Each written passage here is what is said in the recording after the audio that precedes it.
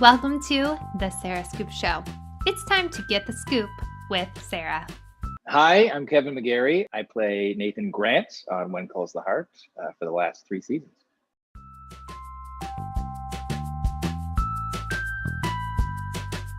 So at the end of season 7, I think we saw Nathan embraced by Elizabeth running to him and embracing him in her arms, just after she found out that he didn't die in a prisoner transfer.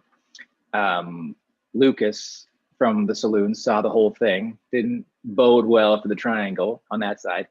And that's kind of where we left things on season 7, was this, there was this hesitation between Elizabeth and Nathan. They kind of didn't see eye to eye on a lot of things.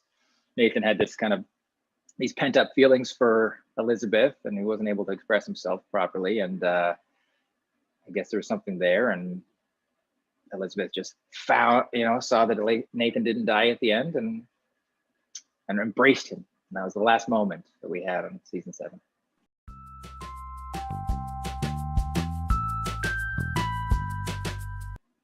I've said this day one, and I'll continue to say this, that Team Hickam is just, you've got this bachelor roaming the town for 7 seasons.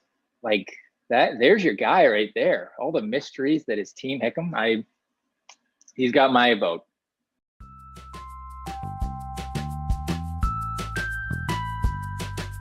My favorite, I think some of the favorite storylines I've had, I think I really liked Nathan's storyline with his father. I thought that was a really nice kind of difficult kind of through line to follow, that, you're trying to protect Allie from this man, but at the same time, he wants to forgive him. So I think that wrapped up really nicely, and Michael Hogan did a great job playing my father. So I had a lot of fun with that one. I really like working with Aaron in a lot of the scenes. The one that gets like notoriety is the cabin scene where we're kind of like fighting, and maybe I raised my voice a little, but I really like that scene because there was so much kind of underneath it, that wasn't being said. The frustration of seeing her with Lucas, and the frustration of kind of these pent up things that he wants to tell her. And I will say, kind of going into season 8, we find out more of maybe what he wanted to say that day, that he didn't. So that was great. I mean, there was just, it was a fun scene to kind of play a little fiery against kind of the romantic backdrop that show is so much. It was nice to kind of have the passion there, but it wasn't so like roses and candles. It was just more like, oh, I'm just like, I've got all these feelings for you, and I'm glad you're not dead. Like that, I'm so worried about you, and I care for you so much. And it was fun to kind of express it that way. Yeah, it's like it's the Notebook. It's the Ryan Gosling, Rachel McAdams. It's like, what do you want moment, back and forth. So it's nice to kind of have that passion. Sometimes it's not just so, labial, which is great. The romance is great all the time, but it is nice to have the passion come out in other ways.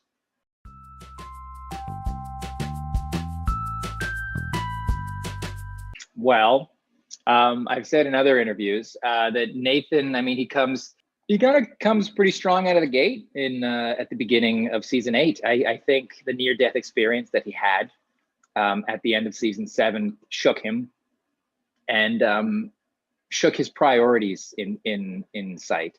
And he's much more confident of the things that he wants and what he's willing to give up to get them. So it's kind of a 180 from what Nathan has been, how he's been being portrayed in the last 3 seasons.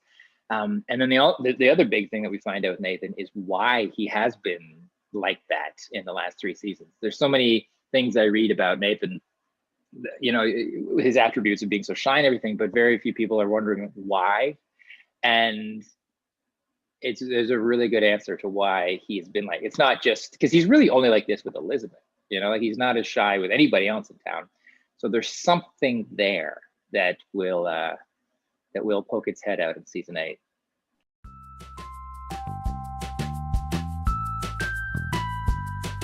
I'd say my favorite part with Nathan, the parts that I really like, is kind of, and something that is not, I could work on as Kevin, is his discipline. His discipline to do the right thing. Like there's no question in his mind ever what's the right thing and what's the wrong thing. And again, it's a funny juxtaposition to him raising Allie with him thinking he's got the right answer and her constantly, kind of making him second guess some of these things, how he's been living his life. And not only Allie, now it's starting to get into the town's starting to bleed in. Elizabeth challenges him a little bit, Bill challenges him a little bit. And what's fun with Nathan is he thinks he's got all the answers and he doesn't. And the town is making him better. And I've said it before, Elizabeth, like he needs Elizabeth, but I think to expand upon that, like the town makes him a better person. And that's the great thing about, being an actor, finding these characters that have these flaws and allowing the other characters in the show to let them go on a journey to become a better person, to learn something. And Nathan's changed so much in the last kind of 3 seasons as he's been accepted more into that town.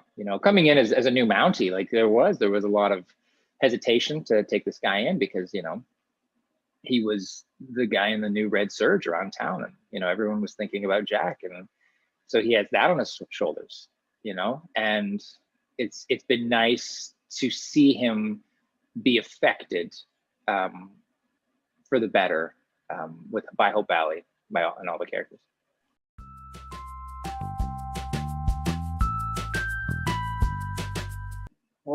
With Nathan, I've been able to, maybe the dad jokes, as I get older, with the glasses and the mustache that I have on right now, the Ned Flanders look, I feel like maybe we have similar dad jokes sometimes, or I've been trying them out a bit more. We're not exactly, we're not that similar in real life. Like I said, I wish I had his discipline sometimes, but yeah, maybe the dad jokes.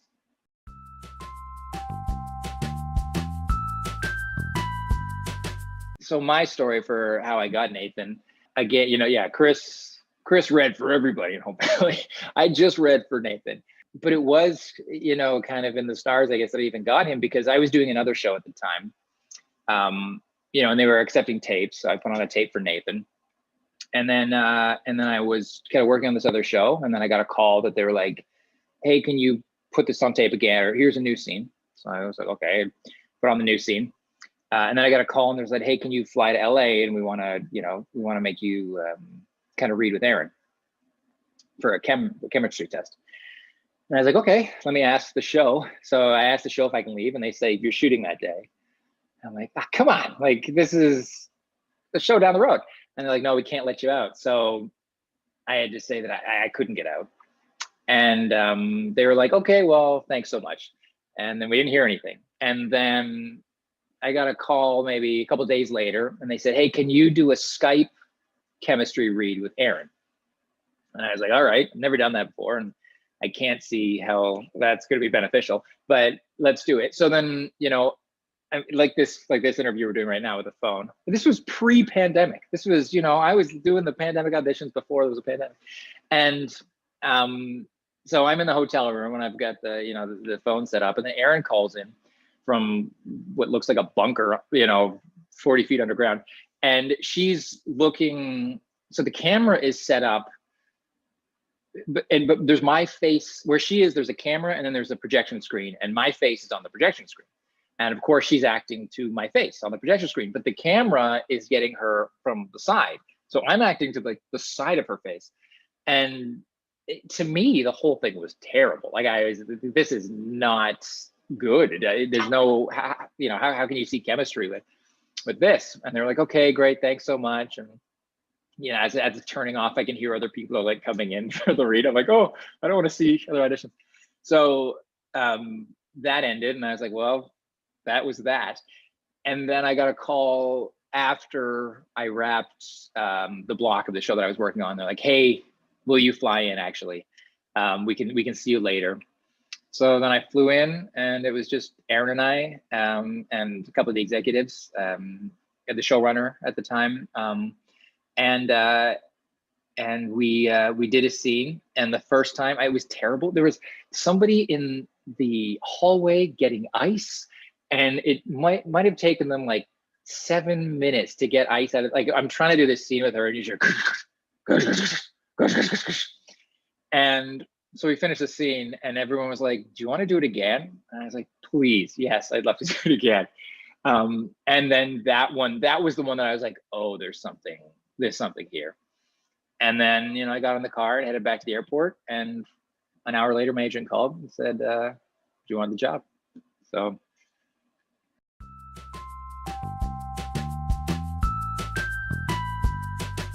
I was aware of it because in Canada, the show I'm on a show called Heartland, and it plays on the CBC, and When Calls the Heart plays just before it. So I would see the last 10 minutes of it if I was kind of tuning in.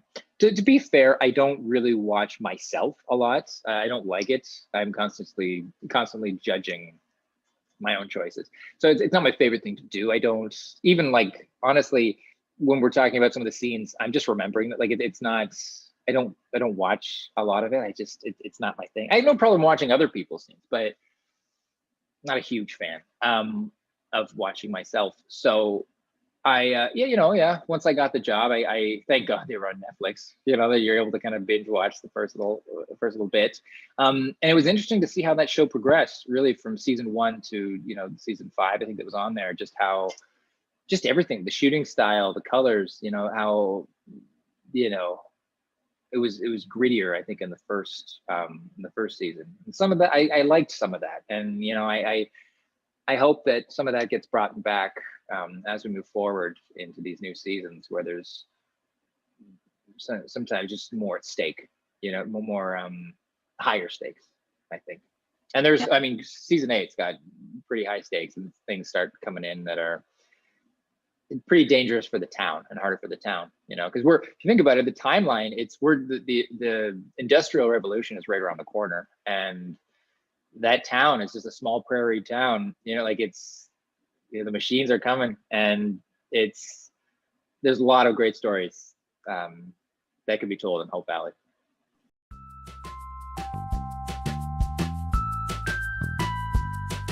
Well, the first costume fitting, I actually have a picture of. I probably won't put it because it looks so bad. Those jompers, the pants were so baggy, and I don't, the Mountie design, for one, is not camouflage. There's like that Mounties are not sneaking up on anybody wearing a giant bright red stop sign. The pants had to be taken in, I think, just for aesthetic effect. The boots are hell. Like, it's a thing to get in and out of them. But once they're on, I think the boots actually is what makes me feel like Nathan the most, kind of walking around, and they just kind of have a weight to them. I do miss, though, wearing the cowboy boots, because it's easier to get in and out of the stirrups on the horse. It's harder for me on those Mountie boots.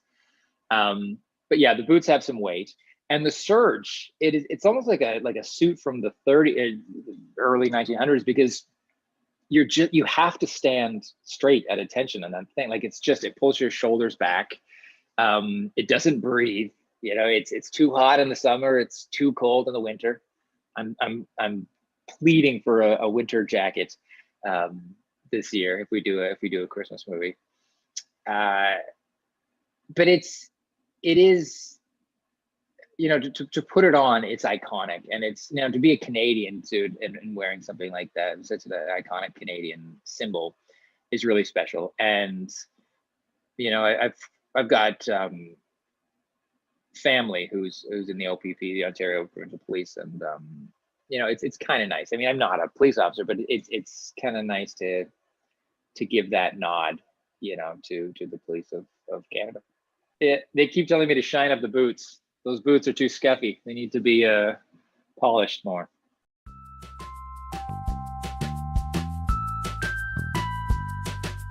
Oh, hey, I don't know. I think so. I grew up.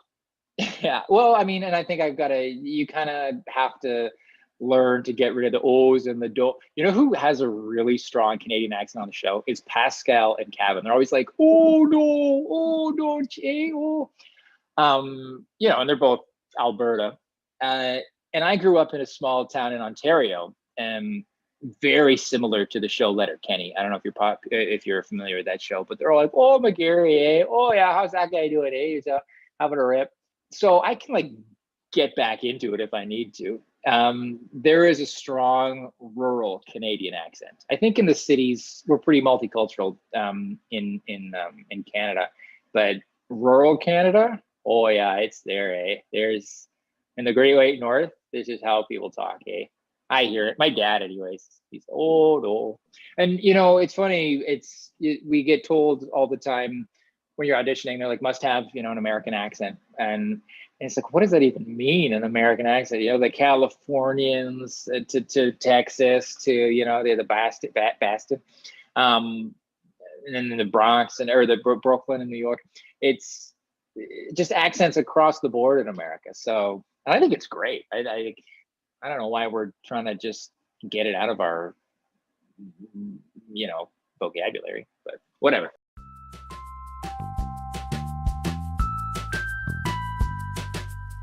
Oh yeah, there is some big moments coming up. Aaron and I have been pushing for a storyline since I joined, and we get to do it, and I think yeah, there was a couple on here, and actually, like John Tinker, the showrunner now, he's really mixed kind of things up a bit too. Like it is not so bread and roses. It's there's some troubles happening. Like even looking at something like Jesse and Clara, like getting married last year. This season focuses a lot on the hardships of like marriage, the first years of marriage, and getting to know what it's like to live with somebody. And like as far as me, we especially near in the final episode, John was very open to our ideas and everything, and we kind of worked together on this one scene. I got to like write a little bit about it. It was cool. So that was really fun to do that. It's one of my last scenes. And it was great. I really had fun with doing that one. And like I said, Aaron and I have this storyline that we've been working, and it's like sprinkled a little, like you get it like little fire, big fire throughout the season. And yeah, it's great. The storylines in this season. I'm very excited to see how they go over.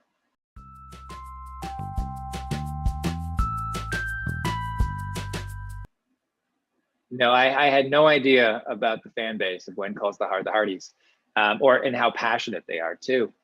And it's so nice to be part of a storyline that people care about so much, and whether you're Team Nathan or you're Team Lucas, and I said this before, that it's just, I feel so lucky to be able to give a storyline, to give entertainment to people in this time right now where like people are passionate about the show and her happiness and who is best for her. And, like things change down the road. You have no idea what might happen, might get undone down the road.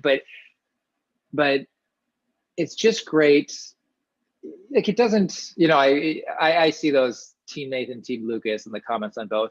It doesn't bother me. Like, to me, it's like sports. Like, you're cheering for your team, and like my job is done when I take off the boots and I leave, and it's just a character. And some of them, everybody's right with their things that they think they should be this person or this person. It's just so great to give entertainment and I don't want to say distraction because it's not a distraction, but just a passion. It's so great to give a passion to people, and the Hardys are one of the most passionate people I've ever met.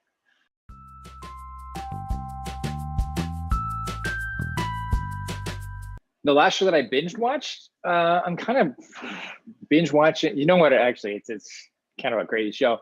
It's called The Nick on HBO. It's Clive Owen is the surgeon in Brooklyn, or in New York, Manhattan, Lower Manhattan, in the early 1900s, about the same time as our show. And the surgeries that people were doing in the early 1900s, oh, it's a great show. First of all, I think the acting is incredible in it, but it's about a hospital running in Lower Manhattan in 1905, 1910, something like that. And it's intense and very good. I mean, the acting is incredible in it. So I'm just finishing that one.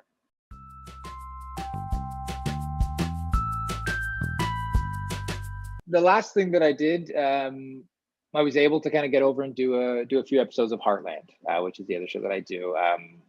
Lucky enough that I was able to kind of, figure that out in this time. And no, since then it's just been kind of taking it easy. In January, there might be some stuff coming up, but nothing definite. No contract signed or anything yet. But nothing yet. Thank you for watching The Sarah Scoop Show. Head to sarahscoop.com for more.